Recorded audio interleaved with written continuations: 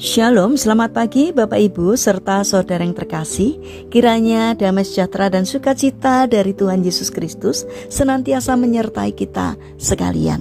Sebelum kita mendengarkan firman Tuhan dan renungan, marilah kita berdoa. Tuhan Allah Bapa yang Maha Baik, sungguh kami bersyukur dan berterima kasih atas setiap kebaikan dan kemurahan-Mu, karena Engkau Tuhan yang senantiasa melindungi kami dalam kami beristirahat sepanjang malam, sehingga kami dapat bangun dalam kondisi baik dan sehat. Terima kasih Tuhan. Jika sebentar kami akan mendengarkan firman-Mu, urapilah kami dengan Roh Kudus-Mu, agar kami dapat mengerti dan memahami apa yang Tuhan sampaikan kepada kami. Terlebih mampukan kami untuk dapat menjadi pelaku-pelaku firman-Mu dalam kehidupan ini. Terima kasih Tuhan. Di dalam nama Tuhan Yesus Kristus, kami sambut berkat firman Tuhan. Amin. Bapak Ibu serta saudara yang terkasih, bacaan firman Tuhan saat ini diambil dari TB2 dari Injil Matius pasal 6 ayat 24. Demikianlah sabda Tuhan. Tak seorang pun dapat mengabdi kepada dua tuan, sebab ia akan membenci yang seorang dan mengasihi yang lain, atau ia akan setia kepada yang seorang dan tidak mengindahkan yang lain. Kamu tidak dapat mengabdi kepada Allah dan kepada Mamon. Tema renungan saat ini adalah merayakan pembebasan. Bapak Ibu serta saudara yang terkasih, suatu kali ada seorang anak laki-laki yang kedapatan sedang bermain-main dengan sebuah vas bunga yang sangat mahal. Anak ini memasukkan tangannya ke dalam vas itu, tetapi ia tidak bisa menariknya keluar.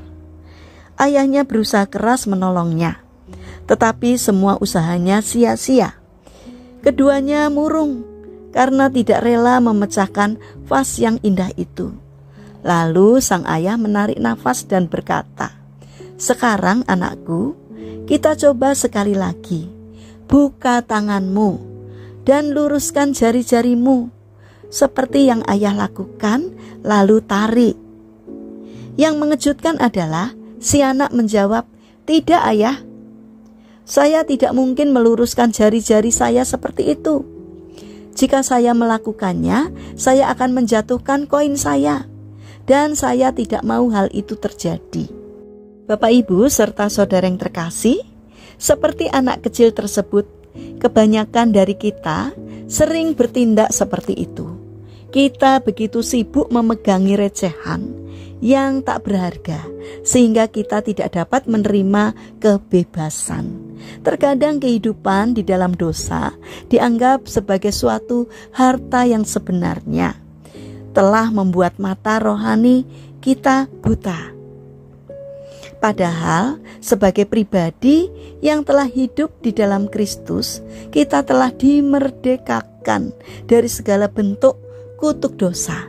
Namun yang menjadi kesulitannya adalah kita tidak rela melepaskan sesuatu yang kita anggap berharga dan lebih memilih hidup dalam kesesakan karena ikatan dosa yang memberikan kenikmatan sesaat. Adalah hal yang sulit jika kita harus rela melepaskan prinsip duniawi dan sesuatu yang telah menjadi pegangan atas hal-hal yang kita sukai dan kita anggap berharga dalam lingkaran dosa. Tetapi bukan berarti itu tidak bisa. Tuhan Yesus berkata bahwa kuasa dalam diri kita yang kita terima dari Tuhan, itulah yang memampukan kita untuk melepaskannya, sehingga kita bebas dari belenggu dosa. Kemerdekaan sejati akan menjadi milik kita jika kita berani melepaskan genggaman yang kita anggap itu berharga, padahal tidak berharga di mata Tuhan.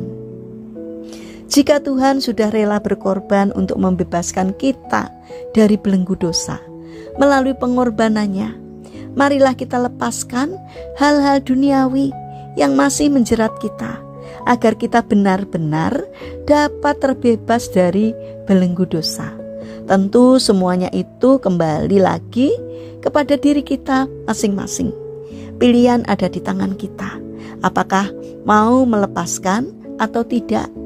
Hal yang sama pernah dialami oleh perempuan Samaria yang mengalami perjumpaan dengan Yesus. Setelah berjumpa dengan Yesus, ia melepaskan prinsip hidup dan semua genggaman masa lalunya dan melangkah dengan hidup baru yang Tuhan karuniakan. Yang lebih luar biasa lagi, ia menjadi pewarta Injil bagi orang-orang di sekitarnya. Begitulah kehidupan. Kita bisa menjadi lebih baik jika kita menyerahkan hidup kita ke dalam tangan Tuhan dengan cara melepaskan genggaman yang kita anggap berharga, namun tidak sesuai dengan pandangan Tuhan. Lalu menjalani kehidupan yang benar di dalam ikatan kasih kepada Tuhan. Bapak, Ibu, serta saudara yang terkasih, mari kita bangun karakter meninggalkan masa kelam kita. Karena kita sudah ditebus dengan darah Yesus. Jangan sia-siakan pengorbanannya. Tinggalkan kehidupan lama, karena sekarang kita sudah menjadi ciptaan Tuhan yang baru. Mari kita berdoa. Tuhan Yesus yang baik, mampukanlah kami melepaskan segala genggaman dosa dan prinsip hidup lama yang tidak berkenan kepadamu, sehingga kami dapat mengalami kemerdekaan yang sejati. Bapa yang baik, kami ingin menyerahkan untuk seluruh aktivitas kami hari ini ke dalam tangan-Mu. Kami memohon penyertaan dan pertolongan Tuhan. Berikanlah kesehatan kepada kami dan juga kepada orang-orang yang kami kasihi. Berkatilah apapun yang kami kerjakan hari ini. Bapa yang Maha Kasih, kami berdoa bagi mereka yang mengalami lemah fisik atau sakit, kiranya Tuhan berbelas kasih, kiranya Tuhan berkenan untuk menjamah dan menyembuhkannya. Saat ini kami berdoa untuk pemerintahan bangsa kami. Berikanlah hikmat-Mu kepada Bapak Presiden, agar dalam menjalankan tugasnya takut akan Engkau, sehingga kehendak-Mu saja yang dilakukannya. Terima kasih Tuhan. Kami serahkan doa dan permohonan kami hanya di dalam nama Tuhan Yesus Kristus. Amin. Puji Tuhan, Bapak, Ibu, serta saudara yang terkasih, selamat merayakan Paskah. Selamat beribadah, kiranya firman Tuhan dan renungan hari ini dapat menjadi berkat bagi kita semua. Haleluya.